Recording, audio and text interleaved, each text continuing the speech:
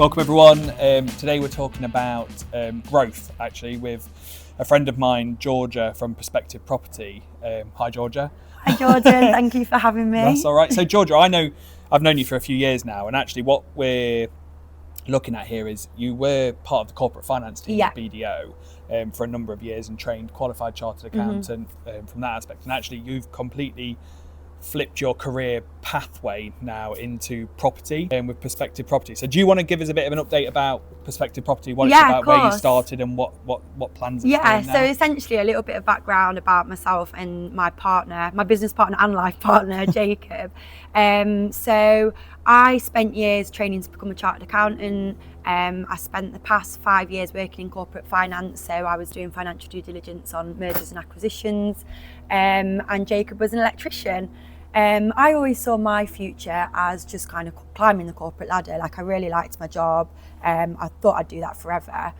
And Jacob was the one who was into property. So he bought his first buy-to-let when he was 18, very much like the old school way, with his own money saved up. Bought a house, left his money in it, and then bought another one a few years later. And then a couple of years ago, he said that he wanted to set up a property business and make it a little bit more serious and really scale that. But I remember he said, if I do it, I'm going to need you on board. At this time, I was not really interested. I was thinking about like climbing the corporate ladder. And then basically a few months later, we signed up to a property mentorship, bought a first HMO. I then saw how much cash flow this one HMO would make us. And I compared that to my salary, which I thought was a really good salary anyway. And I was like, wow, I'm sold. So then we spent the next couple of years building up the property business. I was still working full time.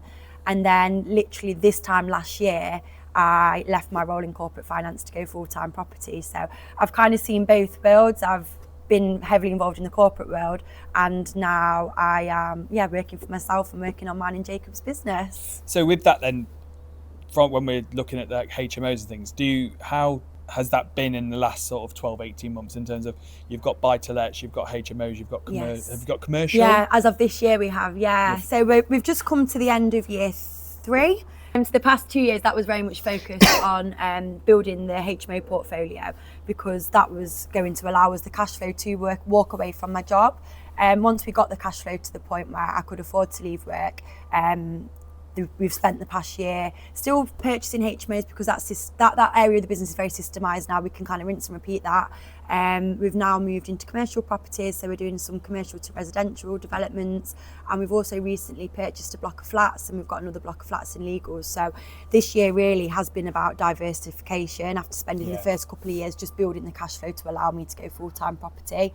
Now we have I'd say a very diverse portfolio really. We've got the buy-to-lets, we've got professional HMOs, social housing HMOs, the commercial, and the blocks of flats now as well. Which one would you say is probably the most straightforward route? And definitely the buy-to-lets. The buy-to-lets. I have a lot of conversations with people who want to get into property and they've probably never purchased a house before other than the one that they live in, and they say, right, I'm going to buy a HMO.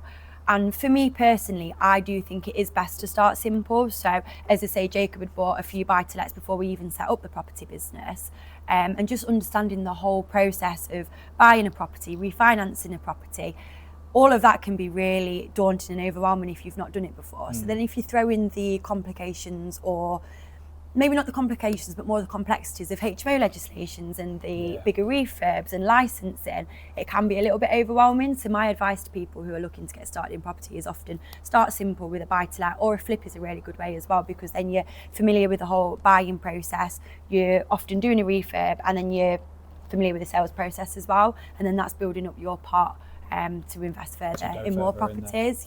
Because you don't just focus on, I suppose, from a cash flow perspective, you don't just focus on your cash flow, but you get people to invest as well, so and that's quite a good arm for you. That really underpins our business model. So we work with private investors, so individuals who have money sat in the bank and they want a hands-off passive return.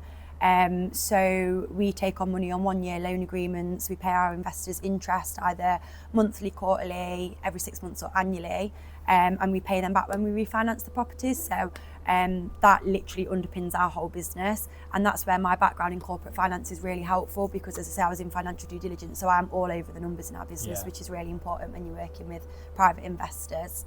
I suppose then, just taking it back a step with, that's the benefit of buy-to-lets, but looking at the challenges is those valuations. 100%. Because if those valuations do not come, then 100%. It's how are we going to make that work for the investors? And that is also why we have really liked HMOs, because there is a lot more, especially for the professional HMOs, there's a lot more certainty over the valuations, because on our professional HMOs we're getting commercial valuations, which is basically applying a yield multiplier to the income that property is going to generate. So as long as you know the yield multiplier for an area and you know market rent for a room in that area, then you can have a very good guess at what that valuation is going to be, as long as you've then instructed the right valuer who is going to value it on a commercial basis. There's a lot more certainty over the valuation, whereas when you're getting a bricks and mortar valuation, there is a lot of subjectiveness around it. It's very much up to the valuer's discretion. Obviously, there's things you can do to mitigate that risk. So, for example, we produce really detailed valuation packs for the valuers for every refinance we do, and that can help get you a better valuation, but at the end of the day, it's still subject to that valuer's opinion. So the bricks and mortar ones are a little bit more difficult, and often we found with the social housing HMOs where we're getting the bricks and mortar valuations, sometimes we are leaving in more money than what we are the professional ones. So valuations are really, really important, but we have never had a situation where we've not been able to pay back an investor, because you're always allowing that contingency. The worst case scenario is for us is we're leaving a little bit more money in the deal than we anticipated, but in them situations then we will just have a strategy to supplement the money left in, whether that's a capital strategy, flipping some properties, or having investors on longer loan agreements where we can pay them back after 2 years, for example. And that would benefit them anyway from an interest Exactly, because a lot of people who are investing, especially maybe people who are a little bit older, a lot of people, even if they're investing in for 1 year, they want to leave their money in year after year because they're getting such a good return that they're not going to get anywhere else. So when we're talking about growth then, I suppose you sat down to the beginning of 2025 and said, where do I want to be at Christmas or at New Year? And then now we're in 2026. What, again, does that look like? So for us, a priority this year has been systemising the business, because obviously you can only grow as good as your systems are. So this year, me especially, I've had a focus on the financial side of the business. So having a really solid bookkeeping system, monitoring the refurbs, monitoring how we're paying our investors, renewals, etc. So I've spent a lot of time this year focusing on that. Whereas Jacob's the construction side of the business, so he spent his year putting in systems for refurbs, because this year we've bought refurbs in-house. So instead of paying principal contractors, we're using our own subcontractors. We've now got a site manager, we're in the process of hiring a project manager. So this year for us has been all about systems. So now the next year, 2026, it's about people. We've got the systems in place, but we need the people to run them. But obviously you can't bring the people in until you've got the systems. So we're kind of halfway there in where we want to be. We'll say that you're never fully there, are you? There's always ways to improve, but for us, systems and people are everything. So we've focused on systems this year, and now we've got the systems in place, we can look to hire people to work for us to run those systems. That's interesting, because we did the business coaching Reach Day in the that summer, was really good. And that really did just focus on systems and processes, which I found really interesting. So did you take anything from that initially? I think a lot of the focus on that day was managing a team, bringing on a team and how to manage them.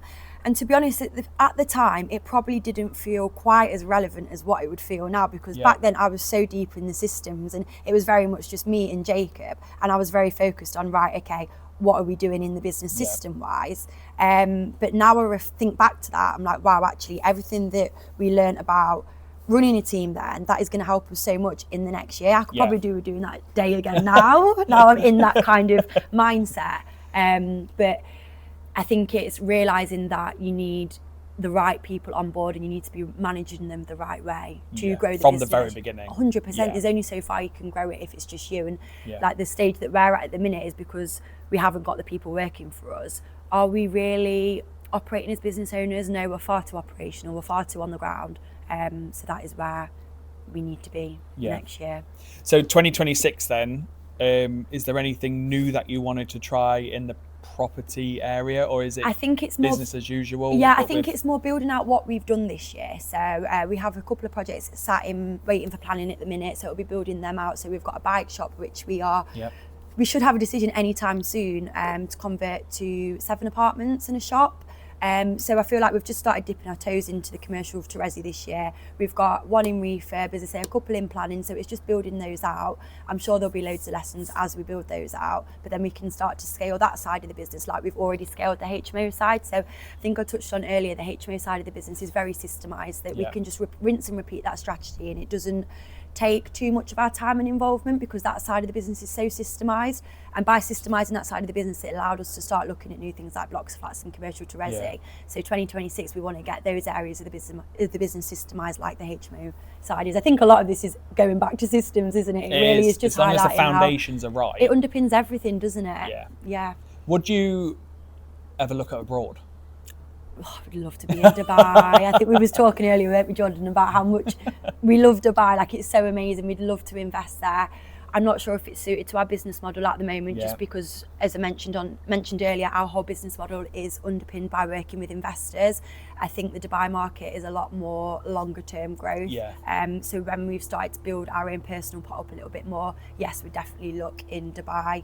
What is your favourite part of running the business? So my favourite part of running our business in particular is definitely working with our investors. I'm really a people person, and that is what I miss most about work. Like, in the corporate world, the culture, if you're in the right business, is really good.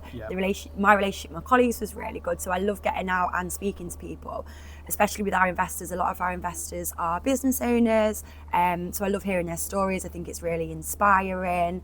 And just getting out and talking to people, really. That's my favourite part, definitely. I think even for us, just being in front of clients, understanding how their business ticks, understanding what it is that makes them enjoy what they do, that's where you get your most satisfaction. 100%. And I also love knowing that we are giving people really good returns, and their hard-earned money is going to good use. And we've developed really good relationships with some of our investors, well, with most of our investors. And I just love chatting to them and hearing their stories, really. And actually, if you give them what you set out to do in terms of good return and stuff, they would always come back 100%, and just want to be part and parcel of the growth element of it. I love anything numbers related as well. I think that's the accountant in me. That's corporate finance. Yeah, definitely. I suppose then, to finish then, what would be one piece of advice you would give someone looking to start out?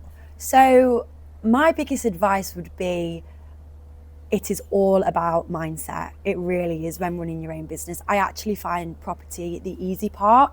If you are a business owner or you want to be a business owner, you just need to be prepared to, one, sacrifice a lot, two, get comfortable being uncomfortable, and just being comfortable being out your comfort zone, because it is really hard work. You will grow from people, like, you will just completely change as a person. Like, I think about the person I was this time last year when I was in my corporate career to now 1 year into being a full-time business owner, and I genuinely am two different people. And the biggest learning for me has been, you need to be prepared for that change, and you need to just work on your mindset continuously, because if you don't, that is when you will struggle. Putting yourself in the right environments, around the right people that you can relate to, other business owners or people that are just wanting to grow as a person, really. Like, it's so important to have those conversations with people. And my other piece of advice would be to get educated. So you really do need to invest in your education and your personal development. So I think I touched on earlier, we got started by signing up to a mentorship, and Jacob was umming and ahhing for probably about 6 months about this mentorship, because it was a lot of money. The initial outlay was a lot, but it was the best money we have ever spent, because I would probably still be at work now. That is what has got us to where we are now, that invested in that education. And even now we still have a coach, and we will always have a coach. We spend a lot of money on our education and on our development, because it is just so important. And it's ever changing. It really is. Again, I do the same with a business coach, and the support that you get from that, and actually the challenging aspect of it, and having someone to hold you accountable as well. That's the main focus of it, is making sure that actually you're doing the best that you can. And you are different people.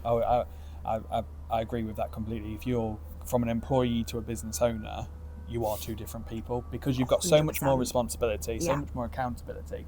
And actually, when you think about it, and you've got, in terms of staffing and things, you think, I've got 180 people that actually rely on you as a business owner to get paid at the end of the month. And I bet you'd agree, Jordan, that accountancy for you is probably the easy bit. It's everything else that is hard. It's managing a team. Obviously, we've not got to that point yet, but we've got it all to come. It's everything